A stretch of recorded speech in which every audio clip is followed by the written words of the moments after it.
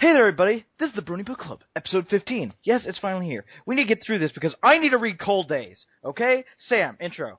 Oh, come on.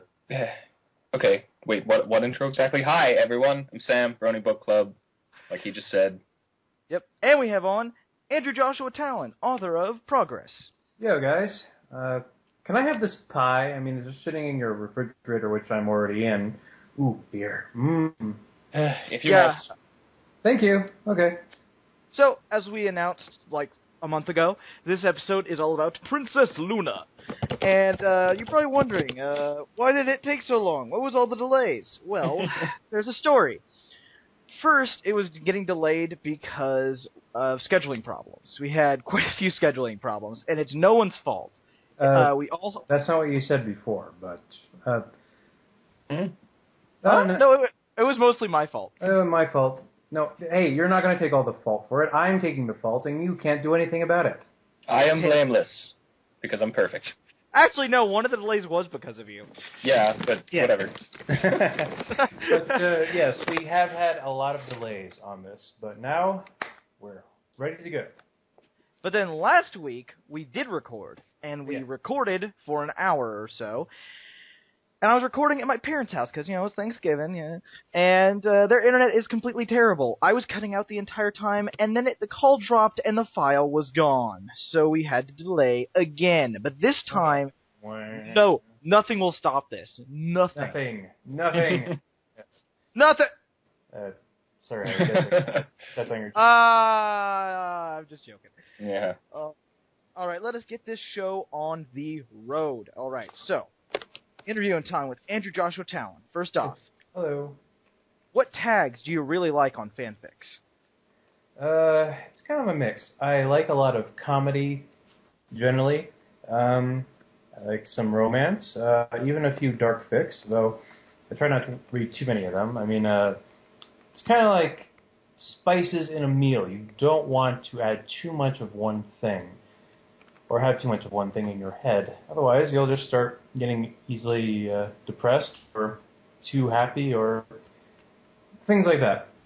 Basically, as far as tags are concerned, I love most kinds, just as long as the story behind it is well written. I mean, I'll even give a gore fic a shot every now and once and again, but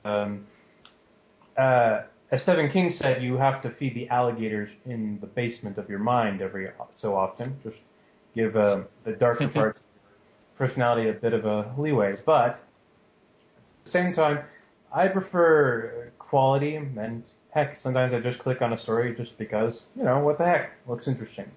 I have definitely done that myself. Alrighty. How many times have you regretted doing that? Actually not that often. Apparently, only, I think maybe 5 times so far or so. Like, I, actually regretted, as in, like, I didn't actually, like, I would rather have not read it, very rarely, because even in, like, fics that I come to be like, if I met the author, I'd be very mad at them for what they did, I still found something, because I only get like that if I loved it to begin with. And they broke my heart. So it's very rare for me to find something I just can't find anything I like in. It's pretty much how I approach it. I mean, I try to look for the good, even the most simplistic stories. And as horrible as Cupcakes was, it at least is an interesting inspiration. We got a really funny animation at it. Yeah. All right. How about the next question while I work on your turkey? This is turkey, right? I mean, it looks... Is turkey supposed to be green? Maybe I should put it back. I don't know. Okay, so. All right. What tags do you not like? Well, I will read gore on occasion, and sex fics. I mean, I've even written a clop fic once. It was a special request from a friend, but they had to be human form, but that's another story. Literally. I wasn't trying to make a pun there. But generally, if there's a dark, gore, and sex all involved in a story, I am very unlikely to click on it. One of those things you might work with, maybe 2, depending on how you write it. But 3, it takes a rare kind of author to have all 3 of those in one story and not have it come off as absolutely horrible. I mean, not in the not in the fun horrible. I mean, there are bad fics that are entertaining. I mean, they at least fill the time. They at least get a chuckle out of you, not intentionally, but at least there's something going on. There are fics where it's just so brutally, grindingly horrible and explicit for no other purpose other than to just paint these dark pictures. Yeah. Those kinds of stories I can't stand. Let's not name them. Yeah, that would do them a service. That would do a service to them, and that's not what we want to do. Indeed. Good idea. Actually, that's just a thought I've been having recently when it comes to... I've said before I have some prejudices with tags, but I'm starting to notice what's more often I notice with bad tags is it isn't the tags themselves, but there's certain combinations of tags that you see and you go, like, in general, if there are 5 or more tags on one story... Oh, yeah. That is a scary thing to see. Yeah. Because you usually want to stick to a couple because you can focus in those areas. But when it's like, yeah, well, it's human comedy, tragedy, dark, and you're like adventure, and you're like, you're gonna do all of that? I mean, even I only stick to 1 or 2 genres at a time. I mean, and I try to separate my stories into arcs if I'm going to do more than one genre at a time, like exploring romance, one arc, or more comedy on the other. Beating the Heat was probably the most ambitious story I've ever done for, basically, and I mainly just stuck to a couple of themes throughout the entire story. Because you can have lots of events happen in the story that are in the service of the themes, but lots of themes means you have to divide that much more attention to those things happening in the story. It makes it a lot more complicated. At least how I write. There's like a flow to it, basically. That's a very interesting idea. Yeah, I mean, for me, a comedy does not have to always be making funny. You need gaps. You need scenes to set context against, to make it more like a roller coaster, basically. A roller coaster is not very exciting if you're just, going down or up all the time. What you need to do is to have big highs, big lows, small highs, sideways moves here and there. Basically, that's what you need in a good long story, is that it can't just be repetitive. You have to keep up the momentum, but you can at least give the readers new and interesting things to think about. Little breaks here and there. Yeah, I'd agree with that. I mean, a Pinkie Pie is still going to be Pinkie Pie, even in the midst of, I don't know, the apocalypse. She'll find ways to cheer people up, and still, sure, she'll feel depressed and sad sometimes, because who wouldn't? But her duty, her self-perceived duty and her talent is in making other people happy. And even in the darkest hour, she's going to try to find ways to do that. So, yeah. Basically, I'm pretty sure it was unintentional, but you just accidentally referenced something that I find hilarious that you did. Huh? Oh, just Pinkie Pie, how she would act during the apocalypse. Nothing. No, I might come back to it later. I'll come back to it later. All right. So, how'd you get the idea for Progress? Well, it's kind of an interesting story. I was going off to Oregon for a job. I'm an archaeologist. I do ground survey to make sure there's nothing that's going to be bulldozed before a construction company starts work. And I live in Colorado, so I had to drive by myself and basically take care of myself up in Oregon for over a month. And this was the first time I'd been away from home for so long, since I'd gone to Belize to get trained in archaeology. But even then, I was only away for like 2 weeks, and I was always with other people. I had roommates and stuff.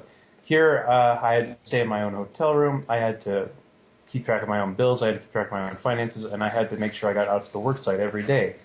So as you can imagine, it was a new experience and kind of intimidating. A little scary, too. I mean, okay.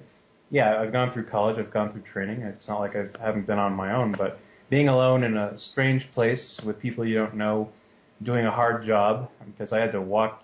Part of the job description involved walking at least 6 kilometers a day over a rough country.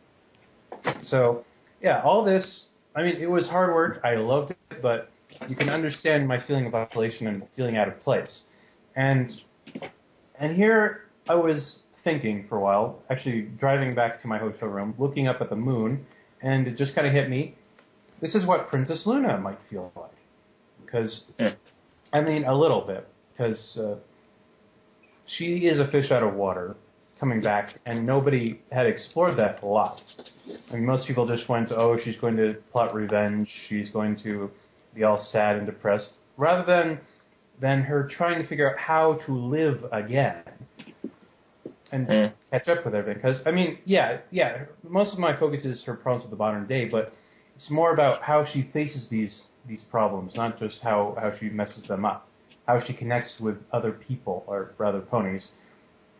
So that was the original genesis of the idea, and I've never looked back in using some of my own experiences as inspiration for some of my stories. And I'm not going to reveal what all of those are. Keep all some of the secrets anyway. Okay. Yeah. What is your favorite aspect of Progress? I think I liked that I could be episodic, or I could do story arcs with it. I mean, my first story arc was pretty good, I think. It was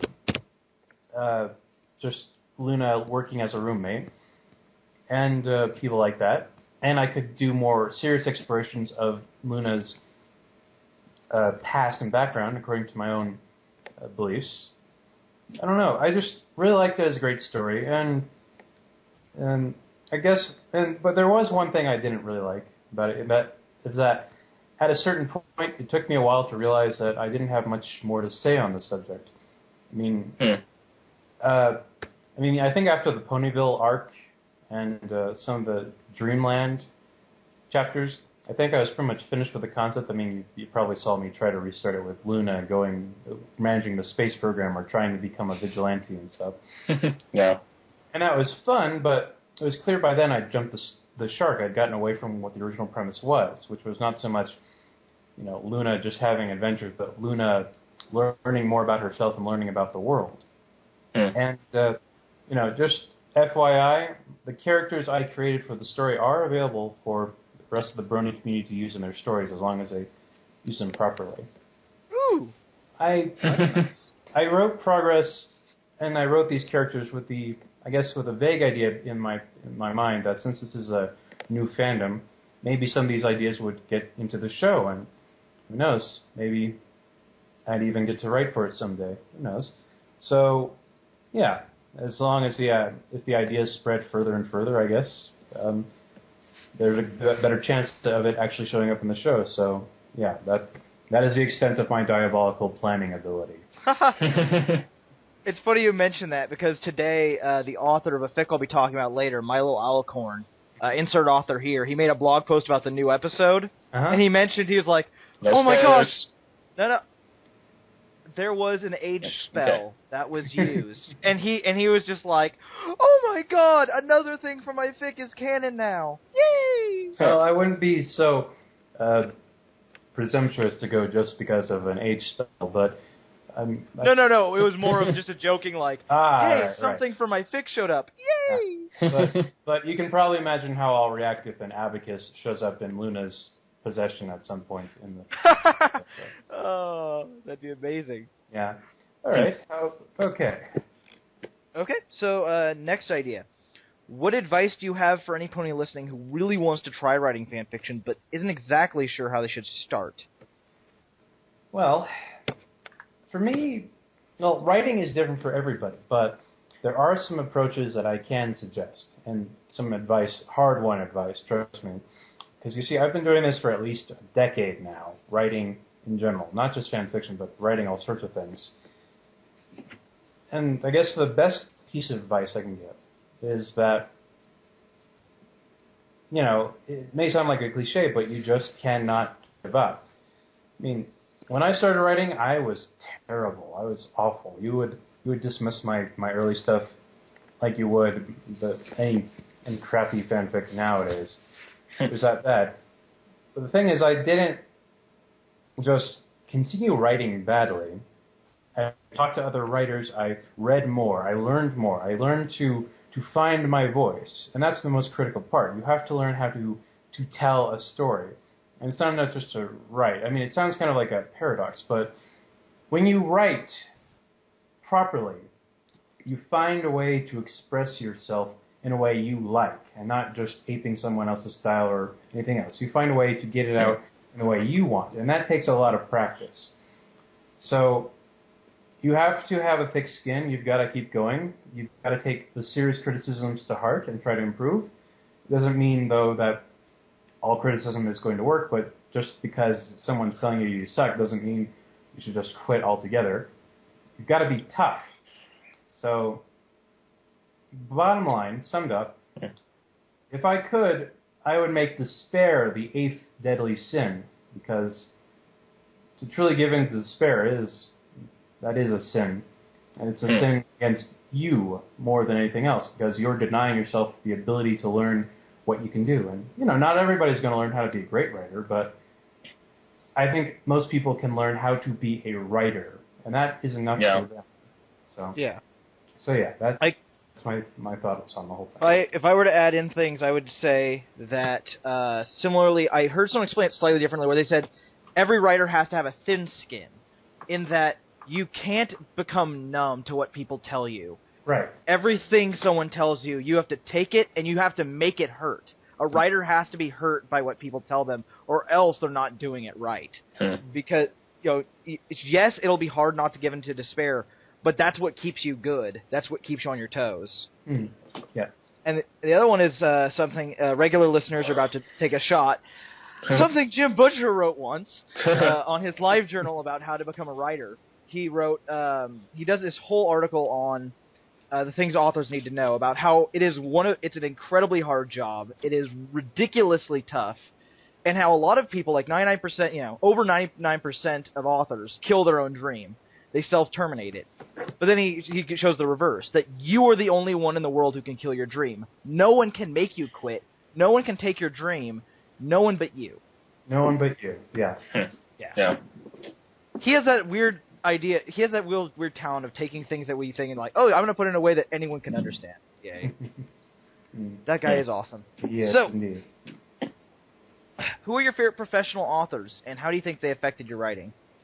Well, I'm a big fan of the classics of science fiction, Isaac Asimov, Larry Niven, Jerry Purnell. I'm also a big fan of C.S. Lewis. I grew up reading his stuff, especially the Chronicles of Narnia. And H.P. Lovecraft. Oh, yeah. Yeah, it was a big influence on some of my deeper, bigger ideas. Michael Crichton, Tom Clancy, a lot of technical thriller writers, and some Douglas Adams. I guess part of it was... Oh, hold on. Let's pause the recording. Okay. We didn't lose it this time, right? No. Okay. All right. I have a better mastery over it now. Good. Okay. Wait, where was I? You were talking about your favorite authors. You just finished mentioning Douglas Adams and a bunch of other people like H.P. Lovecraft, which I would like to cut in. I need to find out who has it right now, but I have a copy of the short story of Call of Cthulhu, the original, and I love that. That is freaking incredible. And I got really far into At the Mountains of Madness, and I need to finish it. But yeah, that's also really great. Oh, you could try the BBC did some radio plays of the Mouth of Madness, or rather, of the Mountains of Madness. Sorry. Yeah. And the Shadow over Innsmouth. So I definitely highly recommend those. They were read by Richard Coyle. He's a really great British voice actor, so give it a shot. And I guess I'd like to close out by saying that all of the month of December, I have a Hearth's-Warming Eve contest. For fan art related to my fan fictions. Anything I've written is game for fan art. Just make a scene using any kind of artwork you like. And out of any of my fan fictions, the end of the contest will come at, the submission date, the deadline, is December 31st, 2012 at midnight, Mountain Standard Time. And first prize is $45. Ooh. Second prize is $30, and third place you get $15. I got a new job, so I'm going to spread the wealth a little. Yay! Yay! But not in a destructive economic sense like it's usually been applied. Just capitalism, ho! Capitalism, ho! Hooray. Wait! Is that a reference to the Racketeer and Item Shop's tale, or not? Because I just started playing that. That's a great game. Yes, Yay! So yeah. Anyway, how about some closing thoughts before ending the? Okay. Closing thoughts? I got nothing. I'm sorry. Are we not going to do the fic recommendations? Oh yes, let's do that. What? Wait, what? The fic recommendations. Did We're not there? I zone out? Oh, okay. So, like, closing We're thoughts close to to this there, area? Okay. Yeah, like this area. We're not even. We're 20 minutes in, Sam. I don't know. Yeah, that's why I was confused with this idea of closing statements. But okay, I guess I didn't understand that. So Sorry, let's keep guess going.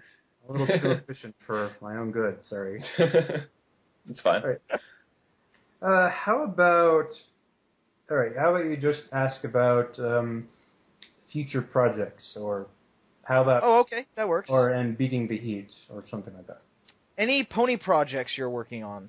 Well, right now I'm working on Hands, as usual. I've also been advising a lot of other authors on their own pony fics. And I've been, frankly, it's hard to find, for me to just start on a new project, I have to be inspired by something. Yeah. And until that inspiration hits, I'm kind of low on it right now. So I'm just going to have to wait on it until it comes along. So, but I guarantee when it goes up, it'll be, well, at least readable.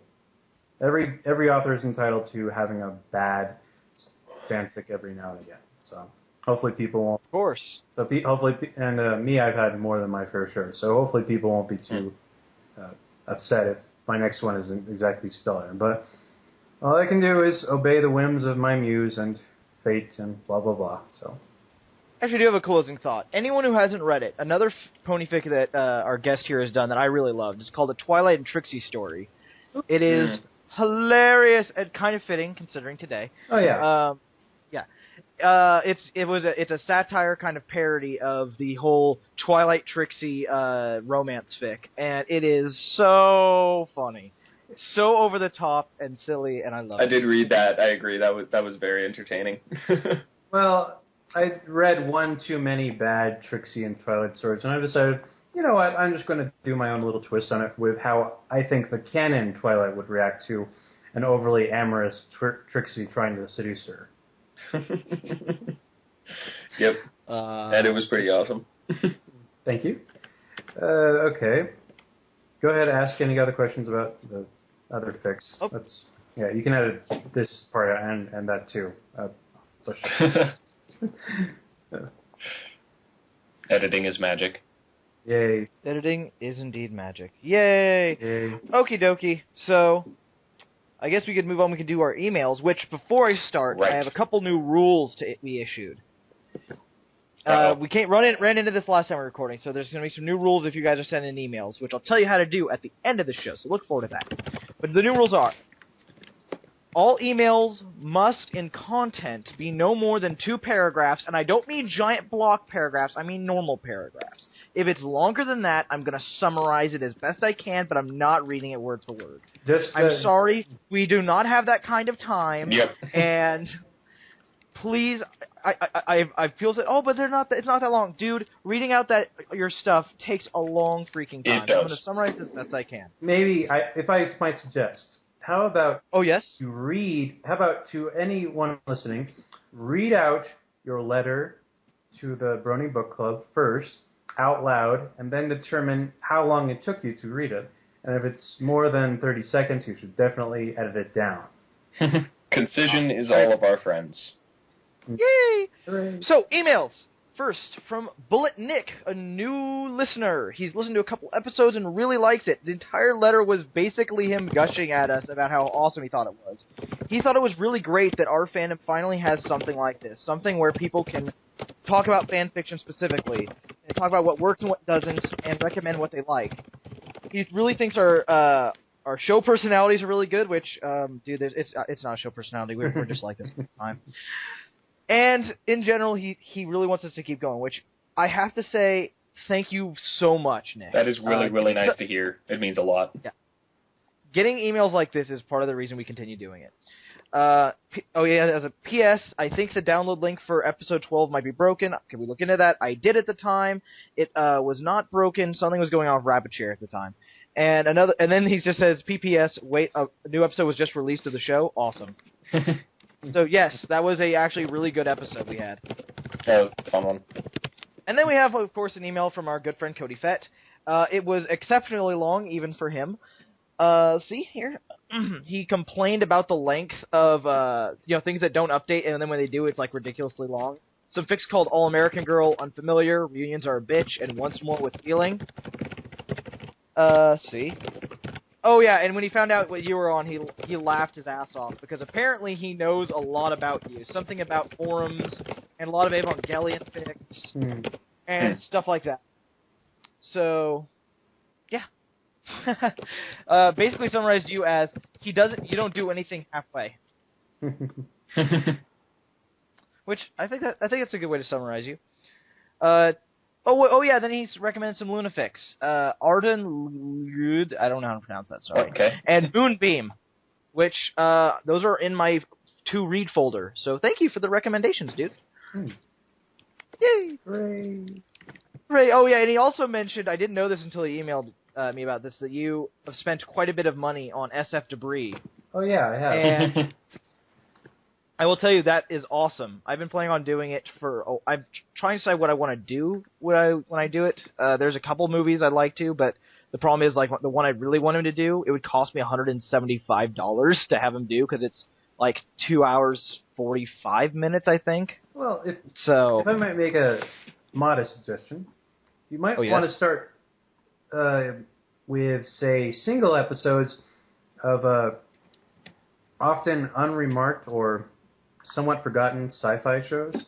I mean, I suggested that he do Threshold, the TV series, which Brandon Braga was involved in, which, despite Brandon Braga's involvement, was actually pretty decent and ended, like many sci-fi series, far too soon. I mean, there are a lot of older sci-fi shows that could use a second look, either to reappraise them or to just laugh at them, like Sequest, Earth 2, plenty of stuff from the early 90s and 80s to try to recommend. Oh, yeah. So, Okie dokie. Just a modest suggestion, really, because, the people who are going to suggest the movies, most of what they're going to suggest, but try giving sci-fi series that didn't have much of a chance a second chance, basically. Or at least provide a unique forum for them to be mocked. That's always good. Unless they're horribly boring, in which case, maybe just forget them. Yeah. Alrighty, so then we have our friend Omar, who emailed us. So, he sent us in asking, he brought up a couple of good Lunafix. Half the Day is Night by Augie Dog, which is apparently the same person who wrote An Infinite Number of Pinkies, which I still need to read. I think that's in my folder somewhere. And then Big Bang of 1494, which was written by Omar himself. Apparently, it goes into what he thinks would be an interesting idea, like how would immortal beings, something that have lived thousands of years, how do they really work? How do they react to things? How do they see the world? And I do think that's a very interesting idea. And then he asked, if you guys, so you talking about writing so much, have you guys written anything? Sam, have you? Well, not recently. I mean, I've been a writer for a good while, but in terms of fiction, I haven't been writing as much lately. I mean, having recently graduated college and now being a teacher, it's more like essays on the subjects that I'm teaching on and the stuff that I was learning and all that stuff. I write those a ton just for fun. I know I'm weird like that. But yeah, I haven't actually written any fiction in a while. I've been thinking of trying to do a fan fiction. I just haven't come up with an idea that I'm actually happy with yet. Cool. So yeah, not quite yet. So I was one of those people. I was always trying to think of stuff for years. I was coming up with all these ideas. I was always too lazy to actually start writing. And oddly enough, it was the Brony community that actually got me to start. It was specifically the Summer Funimation project with the script writing thing. And I went, I should do that. That sounds like fun. And then I discovered it was hell because I wrote it out and it was like 5 pages over the maximum.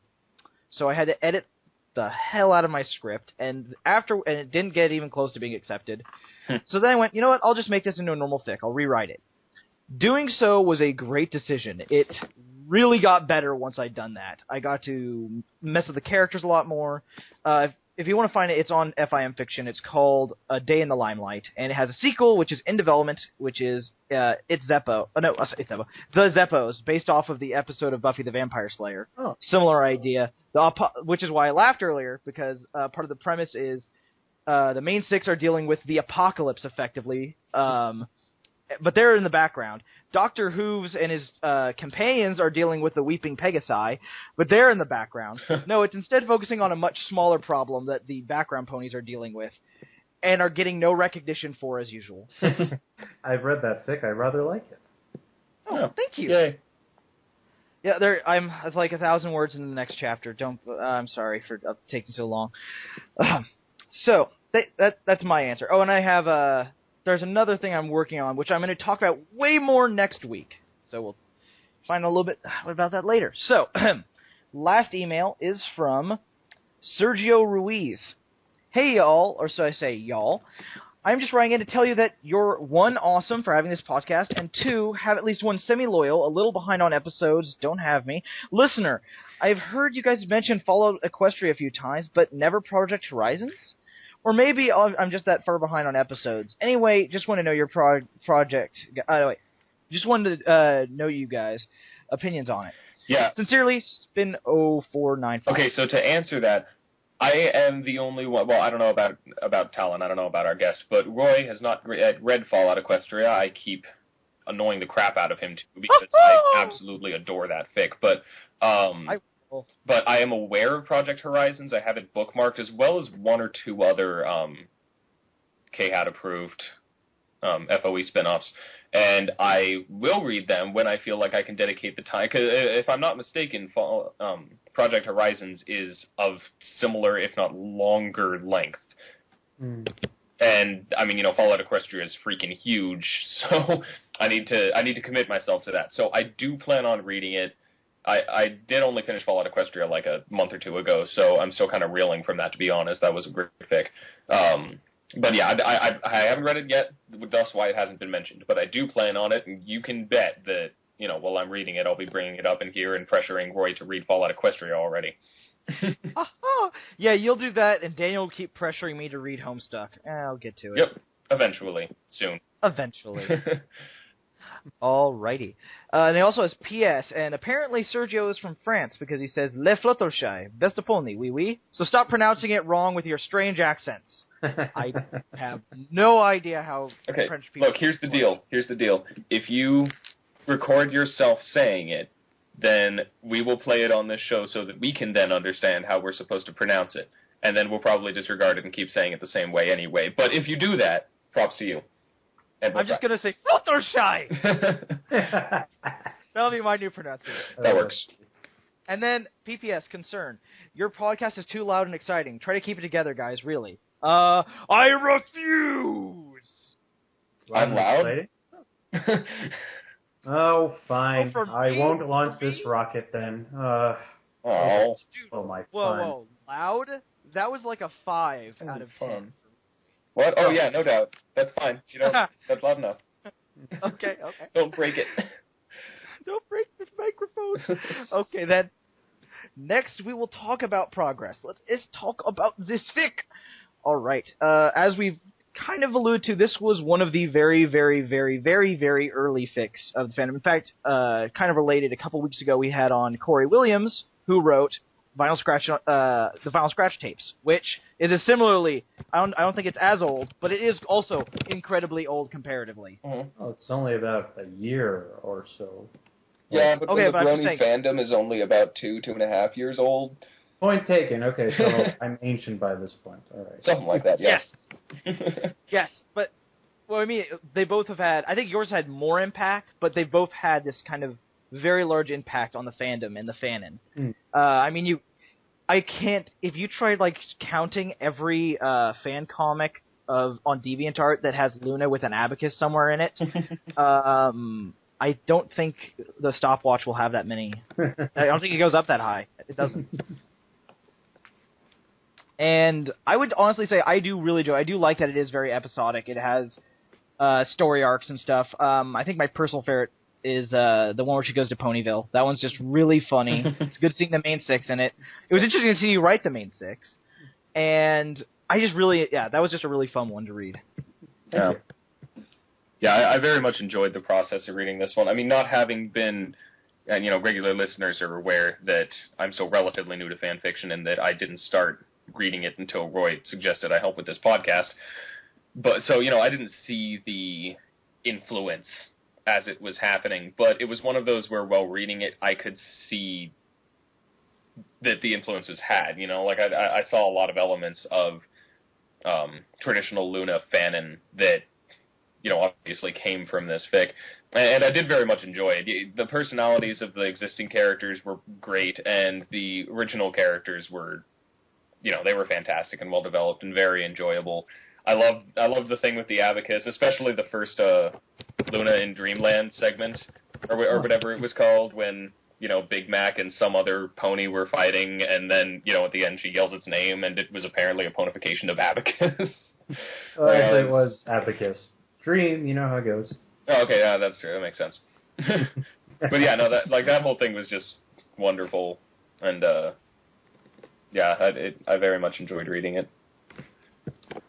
Yeah, it was an interesting exploration of Luna's character, and I think that's always a fun thing to do. Mm-hmm. Because it's like most of the best things to write about in this fandom, there isn't that much there in the canon. We have a little bit, but we get to fill in the dots. We get to do what we want, and that allows us to go in all these different directions and play it all these different ways. And I think you've gone probably the most comedic route. You've gone with a Luna who is completely socially inept and is hilariously dorky, and everyone... Actually, I guess the only one funnier than you would probably be, just in attempting for laughs, would be Gamer Luna, but Gamer Luna's... You can't touch that. I really can't. I'm a bit sad about it, but I'm better now. Okay. But I'm better now.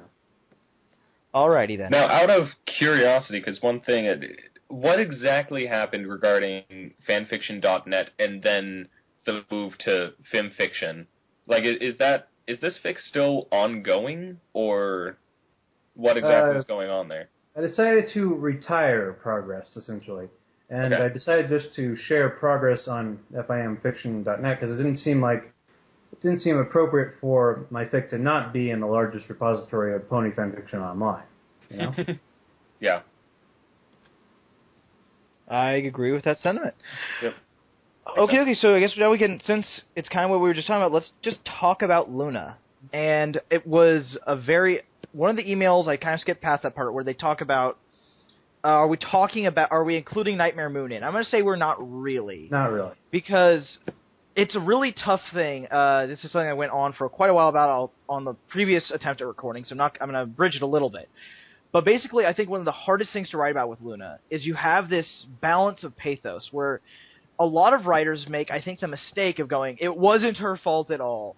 She was completely corrupted, and she was not in control of her body whatsoever. Yeah. That's a mistake to make, really. Agreed. That is a mistake, because it's taking away any responsibility or any emotion from it. It's just going, oh, she's a victim. She's just as much... It's okay with her being a victim, but not a complete victim. Yeah. I mean, but as far as my own personal headcanon goes for Luna's fall, I mean, I've alluded a bit to it in Progress and a couple other fics, but I guess I avoided it because I wanted to focus mainly on Luna in the now. But one of the things informing it was that Luna has always been the more, at least in her own mind, pragmatic of the sisters, the more direct, the more rational. the more logical in some ways. I mean, she's very good at mathematics. She's very keenly versed in the shadows and the subtlety. I play around with her being more pragmatic in, say, foreign policy and so forth, and being ruthless. But these traits, while they can be used for good, they can lead very easily to her downfall. Basically, at least as far as I'm concerned, her downfall led when she wanted to protect Equestria. She wanted to protect Equestria, but everything she did ended up worse and worse and worse, and ultimately this led to her compromising her principles closer and closer and closer until finally she went over the edge.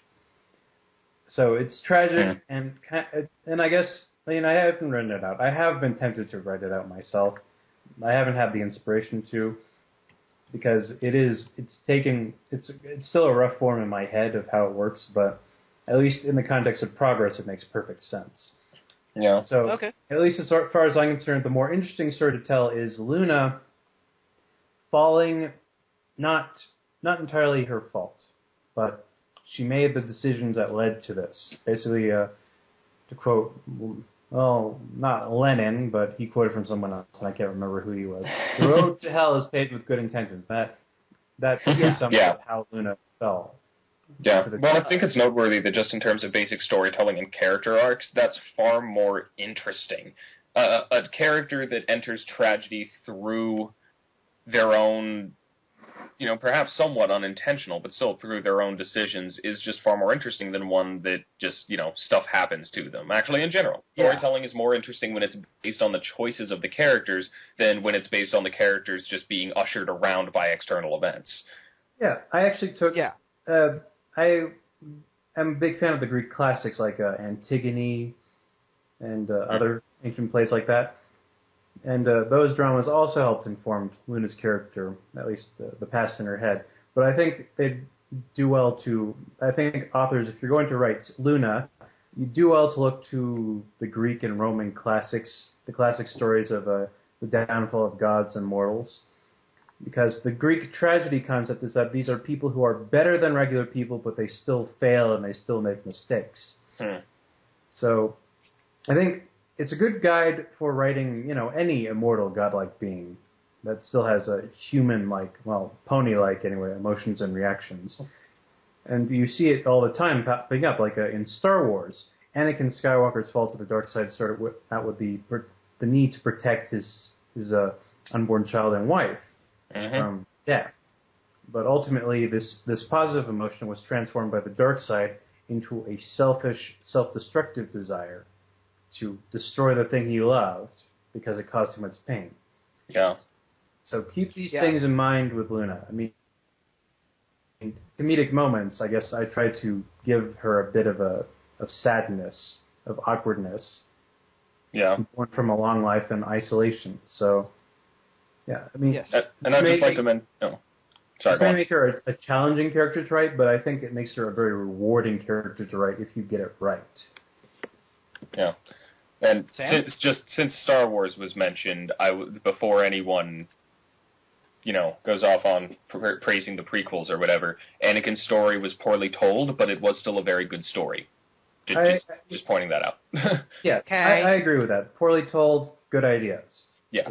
So, anyway. All right. I'd like to just throw in, basically, if I were to throw in my headcanon, I'm going to try and be vague because I do plan on writing it out very soon. I have a plan for it, but basically it's very similar. Luna's being pragmatic, trying to kind of what they kind of allude to, jealousy, and trying to accumulate more standing, accumulate more power, try to make people like her more. Mm-hmm. And something, in a very Dresden kind of sense, something whisper in her ear. Mm. Not a lot, but just once, at the exact perfect moment, to make her paranoid enough to throw herself that much into the dark power. Mm. It's that moment of weakness that, yeah. Yeah. The right words at the right time can change everything. Mm-hmm. So, or to reference The Killing Joke, a very big influence on how I write, by the way. Yay! All it takes is one bad day when someone's at their weakest and they can fall. So you were influenced by the writings of a guy who looks like a combination between a pedophile and Rasputin? Don't forget Karl Marx. He's in there, too. Oh, yeah, you're right. So, yeah. I have to say, Alan Moore's a fantastic writer, but he is a creepy guy. Yeah. As to quote Benjamin Franklin, all things in moderation, especially Alan Moore. He didn't actually write it, but if he knew of Alan Moore, he would have had that. Wow. I just gotta say, everyone, there's a lot of things everyone quotes, and I'm like, dude, whatever happened to the Man of Tomorrow? Fantastic. Oh, yeah. I love that. What do you get for the man who has everything? Oh, freaking amazing. I love that one, too. I really do. I'm so glad they adapted it into the Justice League cartoon, and they changed a couple tiny things. Just and it was removing Robin, for instance, but... Well, it was Jason Todd Robin, so who gives a crap? And Jason Todd's fan is now weeping somewhere. I take too much pleasure in Jason Todd's pain. Wait, too much. That's not possible. Okay, then. Alrighty. So, as we said, I think it's actually literally been a month since the last episode. So, actually, since the last recording, stuff has been updated since then, and I still haven't added it to my list, because I'm just like, you know what, screw it. I have enough to talk about anyway. So I'm going to go first to get all this off my chest. Okay, first off, The Dresden Fillies by Psychic Scuba Diver. If you do not know what this is, first of all, you should go to a library and then check out all of the Dresden Files books, and then you should read them, and then you should go on FimFiction and find the Dresden Fillies, because it's just the idea Dresden ends up in Equestria, and for some reason the crossover works absolutely perfectly. And it's worth noting that even if you haven't read the Dresden Files, because that was one of the first fics that I read for this, and I hadn't touched the Dresden Files previously, but it got me to read the books. So, even if, it's good, and read it. I would still recommend reading them immediately. Mm-hmm. But yes, I think the way you can just show how it works is the Dresden Files and this fic are all done in first person. It's Harry's musings, his thought process as things happen. And so when he first sees, I believe, Twilight, he's just, let it be known, I'm a manly man. I sometimes beat my chest in order to show my dominance to others. I drink a lot of beer, and I eat my meat red. However, looking at her, all I wanted to do was squee and hug her as hard as I could and not let go. Yay, Dresden. I was like, yay. He is such a dork. And, yes, so it updated a couple times, and, perfect. It updated twice. First chapter they updated with, freaking amazing twist ending, and Lyra was finally in it, and a conspiracy theorist Lyra! It's so funny! Yeah. And then the second chapter really got me to realize how well Psychic Scoop, Lisa Dresden's narration, when he was on the show, we made the joke of asking to make sure if he wasn't actually Jim Butcher in disguise, because he really captures at least the Dresden's narration style. But now the story structure and actions of the characters are also starting to take on. Where there's an entire chapter where it's just third person from Twilight's perspective, and it still feels like a Dresden book, despite Dresden not being there. The things that are happening, you're like, yep, this is a scene. Oh gosh, this is awesome. Huh. It is, as I said, Twilight has learned well. And then we have I Dream of Pink by Splice of Life, updated twice. I'm really happy about that. I Dream of Pink is a rarity pinky ship fic, and it is incredible! I love it. It's one of the weirdest ships among the main six, but I think it works incredibly well when it's done right. It's just, it takes a while to notice what they have in common, and I won't go into it, but there is something huge. Next is, it's actually just updated today, and I'll quickly talk about that, Of Challenges and Kisses by Raven's Dagger. It updated once, that's what I wrote down about, but it just updated again today. It's the penultimate chapter. If you don't know what this is, it's a fic about Featherweight trying to get Scootaloo's attention, because he thinks he's in love with her. And with the first time it updated a while back, it completely took a different direction, and I was really surprised, and I was left going, how long were you planning this, you asshole? Because it was hilarious, it was very subtle, and I'm excited where it goes, and with this next chapter, yes, a billion times yes. And from there, Octavia and Vinyl University Days by Dawn Fade. We talked about this a couple weeks back when we talked about Vinyl and Octavia. Freaking amazing chapter. If you don't know what this is, the title pretty much gives it away. It's a slice of life kind of thing of Vinyl and Octavia in university. And that's just so awesome it hurts. There's The Spoon That Refused to Polish by Hollyfern, which is a sequel to a fic. I can't remember the name of it right now. Oh, Moving On. That was it, Moving On. And it's a fic about redeeming Silver Spoon. And it's very good. And yes, as I said, my brain hath exploded. Amazingly sweet and adorable. Great character development. Accidental Harmony by Errant. 2 more chapters from that. Another Vinyl Octavia fic. Yeah, I really like it. Shut up. I couldn't tell. Harmonics by Ezra09. That is a sequel to Discordant. And that updates a lot. And yay, I'm glad it does, because it's really funny, really well, and I really enjoy it. Damn It Twilight, I Love You by Sam Cole, which is a Twilight rarity ship fic. And it's the only one of that ship I've actually read, and it works. It's a very, very funny, incredibly well-written one. And Ermigersh, you're so good. And... all right, and then... Oh, yeah, and there was a Team 4-Star reference at the end.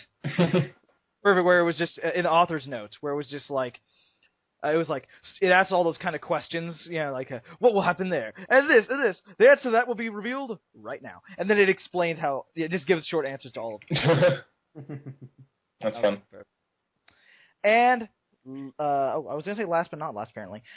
Sweetie's Mansion by Moonshooter finally updated again on Thanksgiving, which I'm starting to think, because the update before that came on Halloween, so I'm really starting to wonder if that thing only updates on holidays or something. But yes, it is amazing. Moonshooter, I am a little angry that you don't update this often enough, but when you do, it makes my week. Thank you. But She's a Pony by Uka Joe. I could not stop laughing. I guess that's... actually, Sam actually can comment on that one as well. That's yeah, this is like the only one that I actually have that's updated, because I choose all the wrong fics apparently, and don't get any ones that update. Yep. Yeah, no, it was good. This chapter took Roy and I disagree on this, but it took a turn that ideologically and canonically, I won't spoil it, but it took a turn that I am not a big fan of ideologically and canonically, but yeah, it's funny and it's still a good story.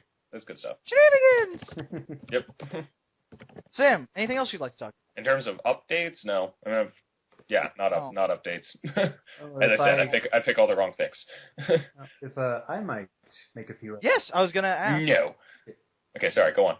You're not getting this pie back. Oh, I like the pie. Oh, I have my lasagna still, so screw off. Let's see. My Little Pony versus Equestria by Pseudofiction. He's a friend of mine, but despite this, is actually a very decent and unique human and Equestria story, in that it primarily features the human and Trixie together. Now, and they make a fun Bonnie and Clyde kind of partnership. So, at least just checking it out. I have helped write some for it, so yes, it is a bit self-serving, but trust me, I wouldn't work on it if it wasn't at least halfway decent. See, Lunafix, The Return of Princess Nightmare Moon. Whoa, we're not doing Lunafix yet. Oh, right. That's next. Right. Oh, you can actually screw it, you can start. Go ahead. Right. Now we're doing Lunafix. Yeah. Now we're doing talking about Luna recommendations. Go. Technically, this is a Nightmare Moon alternate universe, but what the heck? She is fundamentally Luna in the story. It's a very alternate take about Nightmare Moon returning from the moon, not as a conqueror, but as a sick, badly injured, desperately needing medical attention princess, and adapting to it. And it also has a unique pairing in the form of Prince Blueblood and Twilight Sparkle. Now, I know, Versus reaction is, how the hell could this work? But trust me. No, actually, I know. I've We've seen it work, actually, yeah, so. I was going to say, one of our favorite reoccurring people has it as the pairing, and I am actually planning the pairing as well in something, so I like that pairing a lot. Yeah, so that's good to hear. Let's see. Brayburn's Dating Bonanza is a one-shot by Lycan _01. It's a short but sweet and fun Brayburn and Pinkie Pie story. Definitely recommend it. And Okay, guys, I was just saying, it sounded almost like that fic that was out for a while. What was it? Zecora Does Ponyville? I was just like, is it the same idea? no, What? Well, sort of, in that Brayburn does date several of Applejack's friends and settles on Pinkie Pie, but it is rather well done and sweet. Okay. And if you want to twist your mind out of all recognition, into total insanity, there is Wedding Bell Blues by Darth Link 22. Basically, if I tell you the pairings, I'll spoil the whole thing. So Okay. just check it out and enjoy the mindfuckery. Fun. Sweet.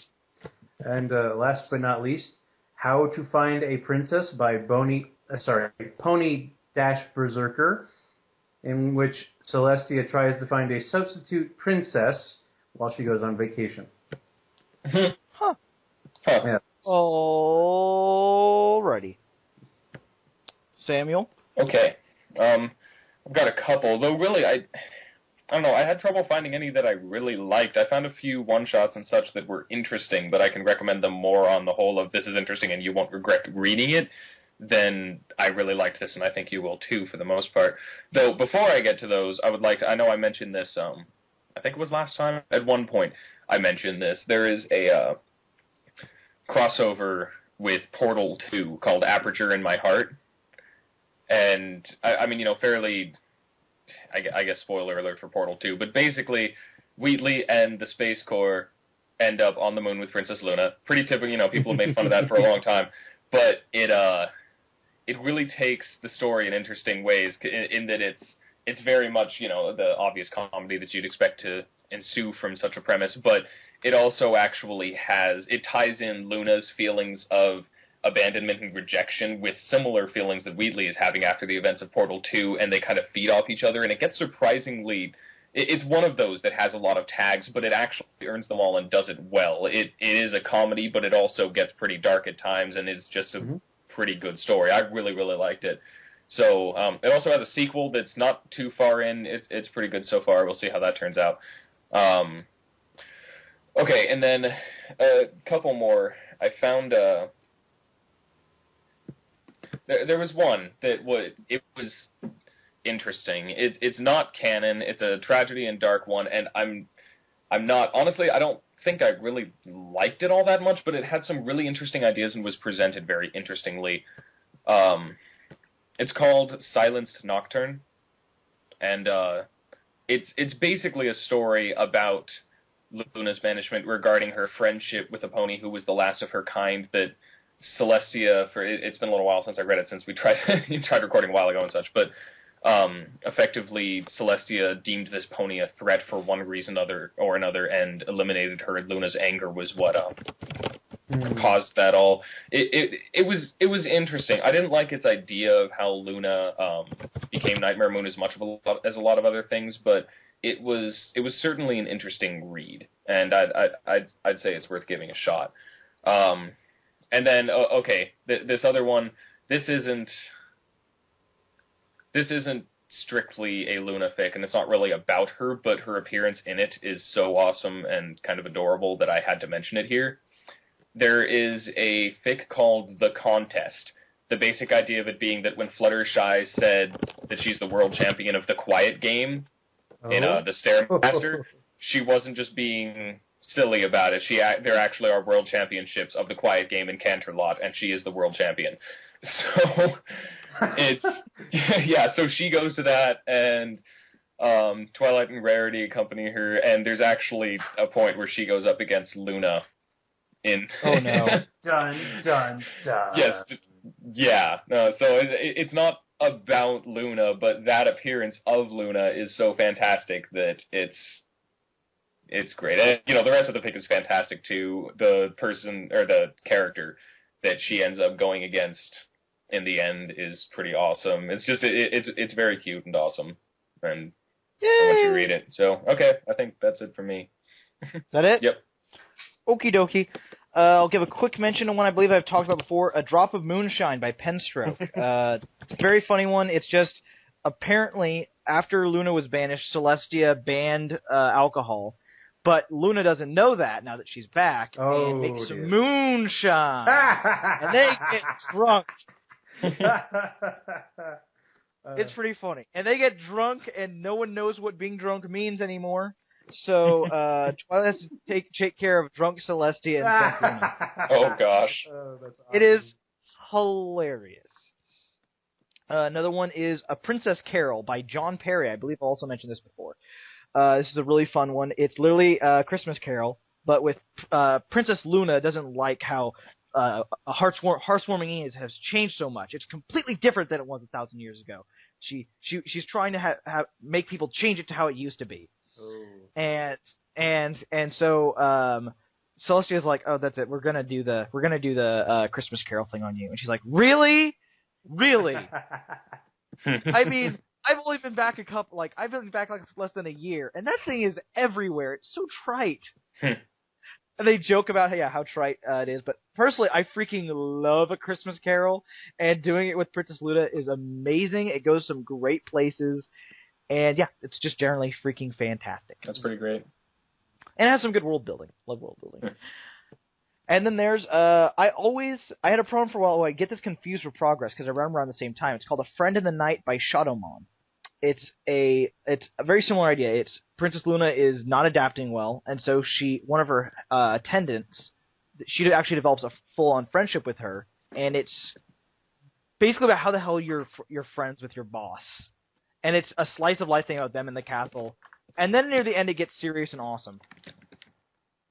So that one is really good. I do really recommend that, especially thinking back to that ending gives me chills. So really recommend that. And then the only fic I'm talking about that I actually read for this episode. It's called My Little Alicorn by insert author here. I believe it's actually come up several times on past episodes. So I finally read it. I really recommend this one. I do have some problems with it. For those of you who don't know the premise, basically, Celestia had been pulling some pranks on Luna lately. And so Luna decides to get back at her. She steals this super evil Necronomicon-like book and tricks Celestia onto a circle and then turns her into a filly. Now, she thought it'd be all fun because she's supposed to turn back after 2 hours, and then she noticed the fine print. The spell doesn't react well with alicorns, making it permanent. Oh. So she's kind of, oh crap.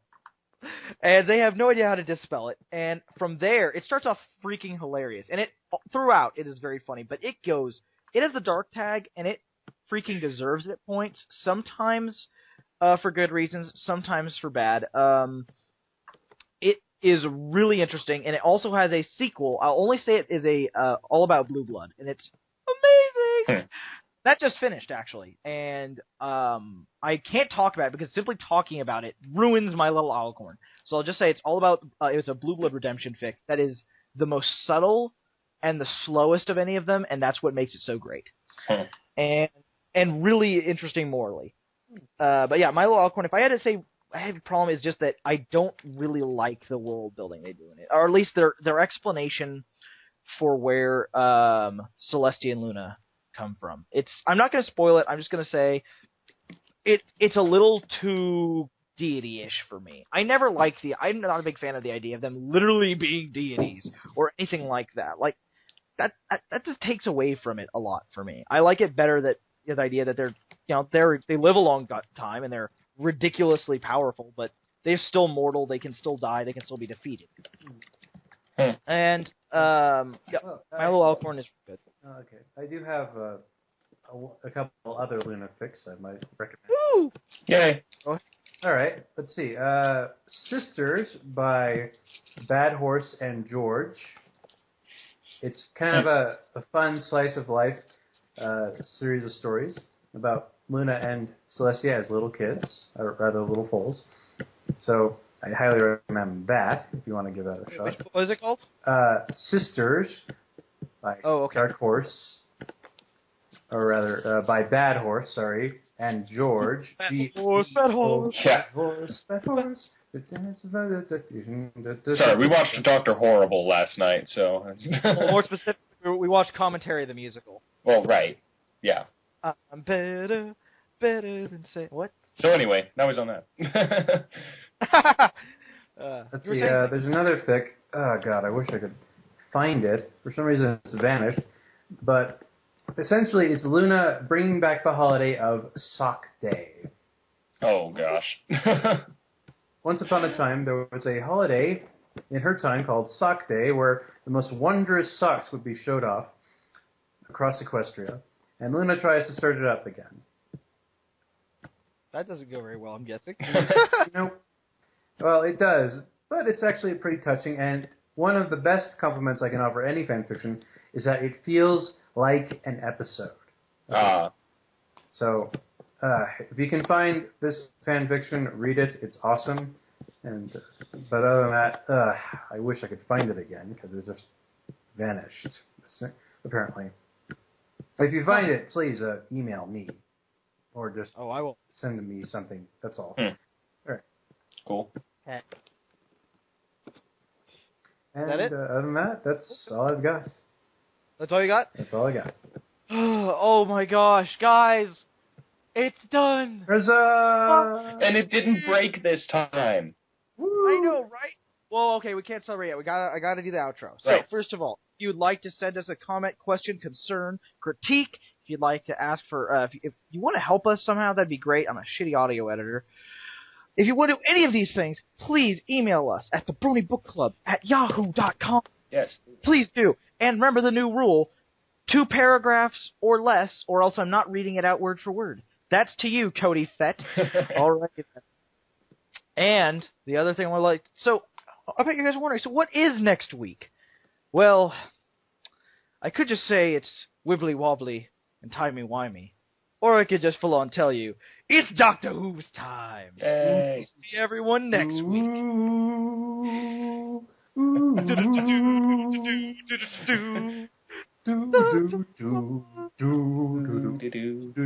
Yeah, you were... Wait, let's end this episode. Okay, guys, say goodbye. What? You don't want to hear terrible singing? Oh.